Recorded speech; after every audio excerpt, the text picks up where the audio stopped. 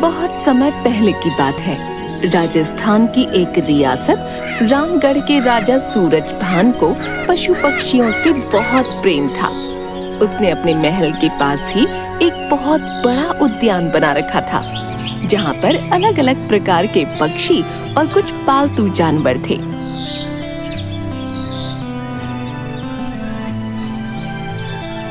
राजा हर रोज कुछ वक्त निकालकर उन सब पक्षियों और जानवरों से मिलने जरूर जाता था और उनसे बातें करता था। उनकी बातें समझने की कोशिश किया करता था। एक दिन राजा उद्यान में पक्षियों के साथ समय बिता रहा था। तभी एक सैनिक आता है।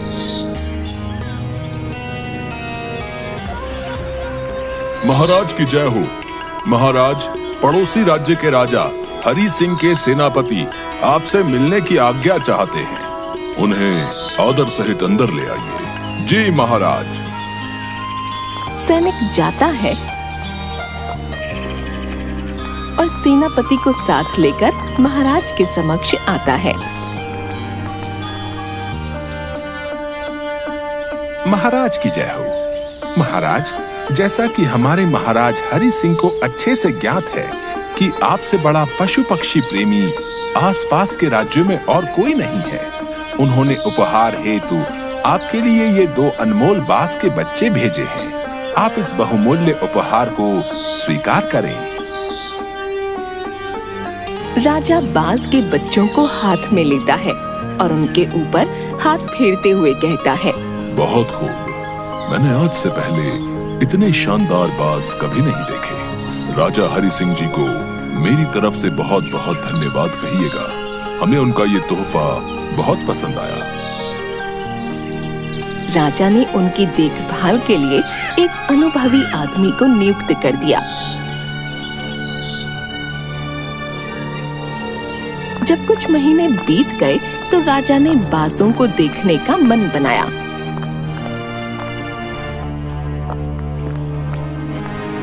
और उस उद्यान में पहुंच गए जहां उन्हें पाला जा रहा था।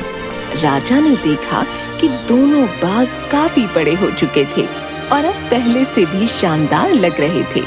वाह वाह, बहुत अच्छे। आज मैं इनका नाम रखूंगा। एक का नाम बादल और दूसरे का नाम पवन है।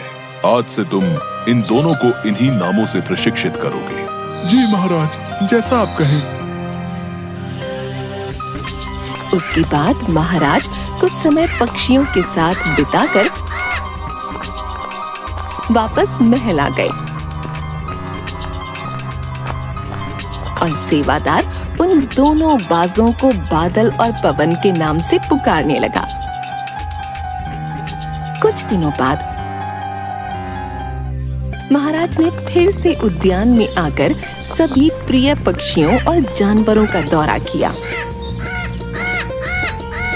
और सेवादार से कहा, मैं इनकी उड़ान देखना चाहता हूँ। तुम इन्हें उड़ने का इशारा करो। सेवादार ने ऐसा ही किया।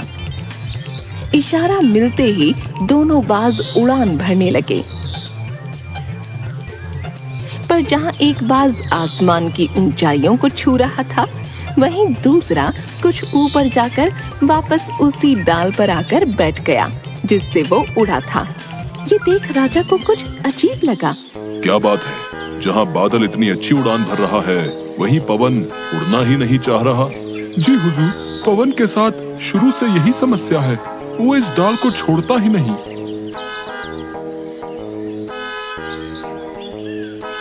राजा को दोनों ही बाज प्रिय थे और वो पवन को भी उसी तरह उड़ता देखना चाहते थे।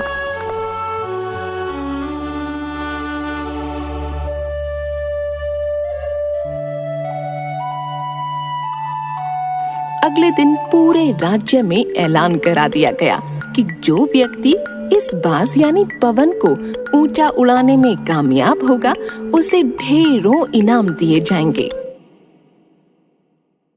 सुनो सुनो सुनो, रामगढ़ के वासियों सुनो।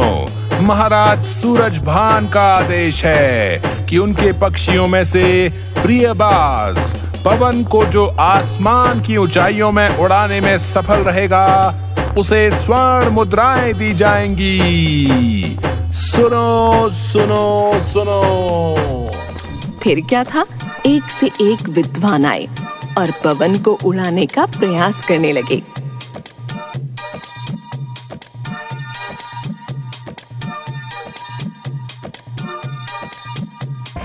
पवन, मेरे हाथ पर बैठो पवन। पवन उड़कर उसके हाथ पर बैठ जाता है। अब विद्वान एक रोटी का टुकड़ा आसमान में उछालता है और पवन को उस ओर उड़ने का इशारा करता है। हुर्रा, शू, देखा महाराज, पवन उड़ रहा है। अरे ये क्या, ये वापस कहाँ आ रहा है?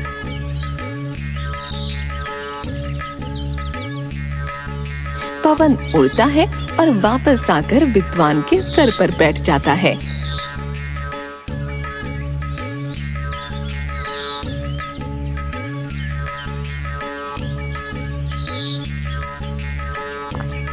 विद्वान शर्मिंदा होकर चला जाता है।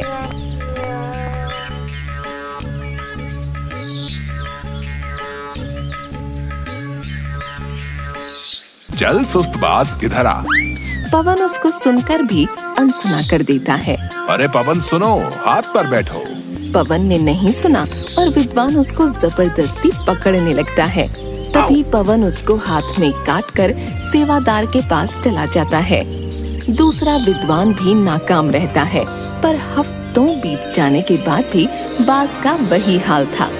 वो थोड़ा सा उड़ता और वापस आकर डाल पर बैठ जाता।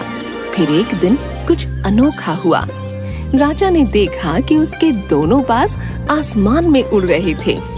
उन्हें अपनी आंखों पर यकीन नहीं हुआ और उन्होंने तुरंत उस व्यक्ति का पता लगाने को कहा जिसने ये कारनामा कर दिखाया था।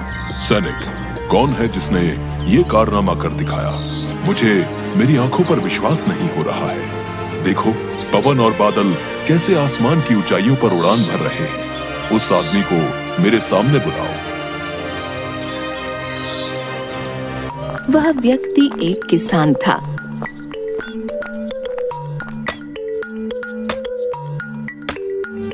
अगले दिन वह दरबार में हाजिर हुआ।